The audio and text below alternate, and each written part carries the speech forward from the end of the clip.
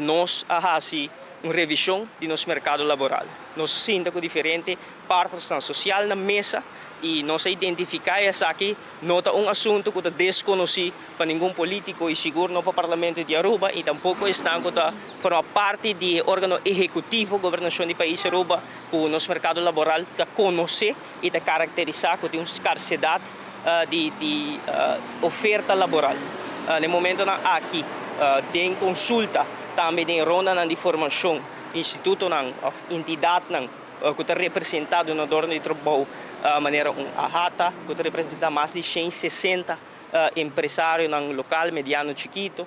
pero também ATIA, pero também for do setor privado no torno de trabalho, para indicar que no momento aqui é demanda laboral, o qual tem mister, na vacatura,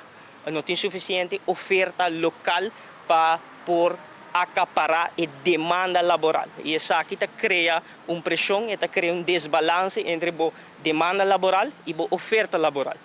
E isso aqui causa uma pressão arriba a empresa no momento aqui na qualidade de serviço está afetada,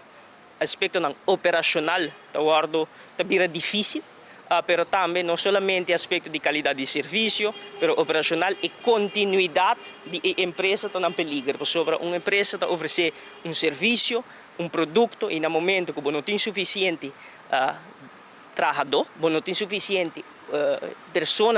para formar parte da produção, não por cumprir com a demanda que o mercado está pondo em bobo, não por produzir suficiente produto, não por oferecer serviço e nós estamos aqui também no coração da nossa economia com o turismo. Está aqui a conduzir